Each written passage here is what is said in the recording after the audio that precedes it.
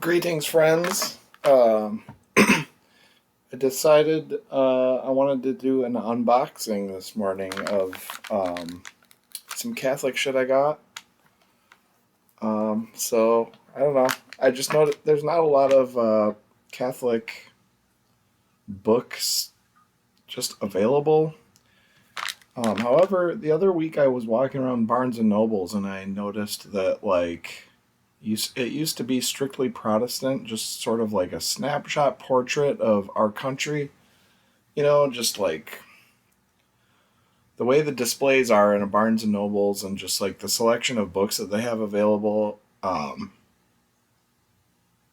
is just like Protestant American, just typical Good Morning America. I don't know. It's just hardcore, like founding fathers, like that narrative. I hate it. I hate it. But I went in there the other week and I noticed that they had like way more Catholic stuff than I had ever seen before, and um, I don't know. That was kind of cool. So anyway, let's get into this. I need scissors.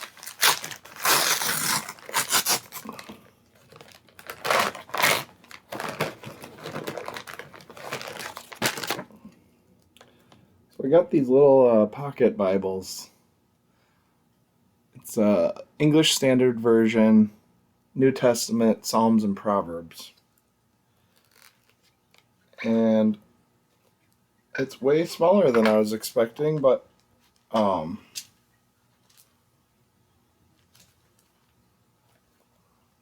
first thoughts are just it's amazing. It's by Crossway. Super high quality pages. It's got red lettering.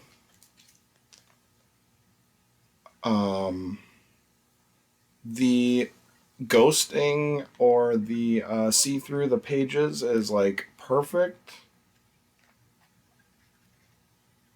The font, everything about it, I actually really, really love. It's printed in Wheaton, Illinois.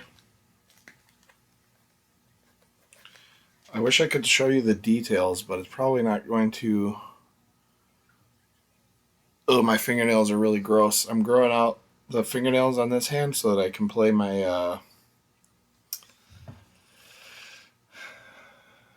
I've got a 10 string lyre and a 16 string lyre that I play when I need to be soothed.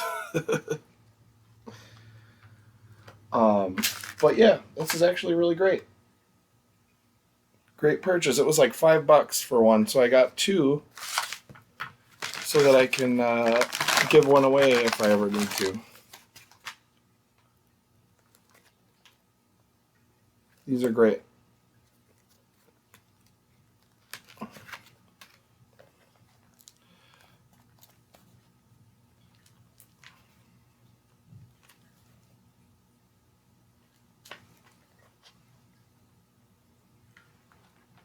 Yeah, the whole New Testament, Psalms and Proverbs. The New Testament doesn't really have a lot of differences between Protestant and Catholic Bibles. Catholic Bible Old Testament has a lot of books that the Protestant Bible does not, and those books are highly critical in my opinion. Maccabees. Um, it's sort of disputed why Maccabees isn't included. Um, the reason that a lot of people go to is that it wasn't in the Masoretic text, I believe. It's either the Masoretic or the Septuagint, but because it wasn't included in that, the people in the Reformation decided to pull it out. But the reason I believe that it's not in the Hebrew Bible is because they were being persecuted by people, the Seleucids and shit, so they kept the Hanukkah story like to themselves, basically, is what I believe. I have some Ashkenazi on my mom's side, but I'm also Cypriot, So I'm sort of a weird mutt in that way. Okay, the other thing I got, let's take a look.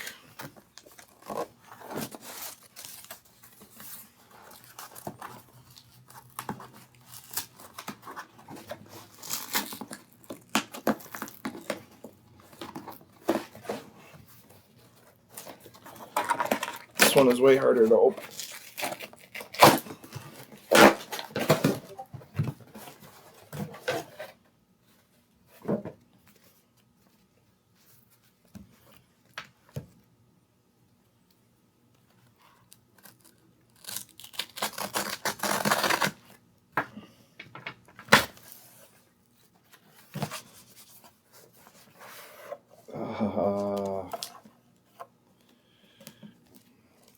Congratulations. Single volume Christian Prayer Liturgy, the Hours, regular size.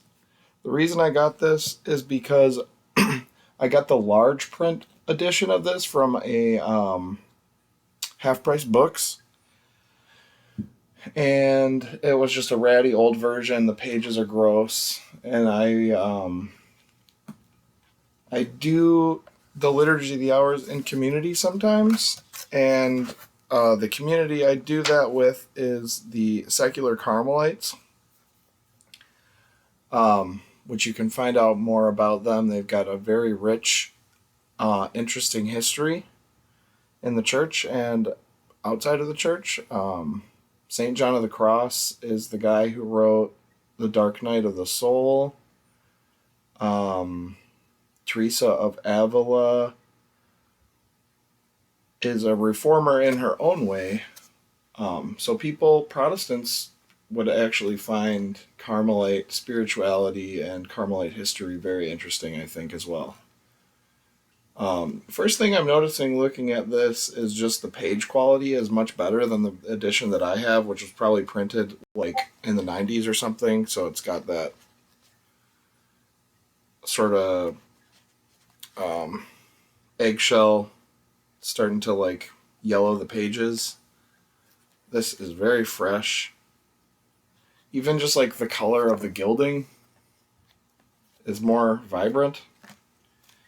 And the other edition I have is the large print, so I like having the small one that I can just, I don't know, there's something about like the size of just a breviary that I just love. It's like, it looks like a tome from like a RPG or something, like a fantasy RPG, like a Wizards, got my Wizards book or whatever. And another thing is there's all these apps now that you can do the Liturgy of the Hours. Oh, cool. It came with 2025. These are the little guidebooks. You don't necessarily need them, but if you don't use them, you have to like look up, the liturgical calendar, whether it's a saint's feast day. And if you don't have this, you have to like do the math and calculate like, okay, this person is a St. John Capistrano, and so you would do his special prayers for that day, and then there's a section in the back of the Liturgy, the Hours, that's all divided up for like, there's like holy men, holy women, virgins, martyrs, pastors, missionaries. So depending on what category they fall to, the prayers for the day will be different, and if you don't know what category they fit into, you'll be totally lost. So these are invaluable for that reason. The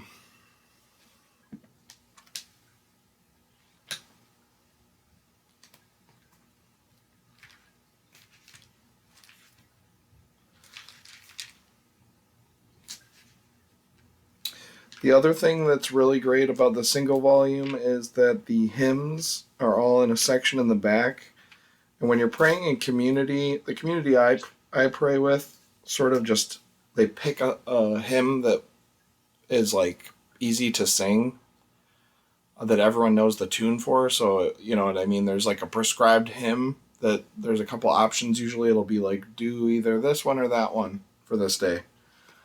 And a lot of times when we pray in community, they're just like, we're doing hymn number 33 or whatever. So having that the 4-volume Liturgy of the Hours, they're all interspersed, and then there's an index in the back, so you have to like, and it's by the title of the song or the first words of the song. So it can be hard to find the hymns like real quick if you're in a community and they're doing prayer. You want to be like, with the flow of the community when you're in community prayer. This is a really awkward video, but I'm going to see what I can do with it. And thanks for watching. Like and subscribe. God bless you.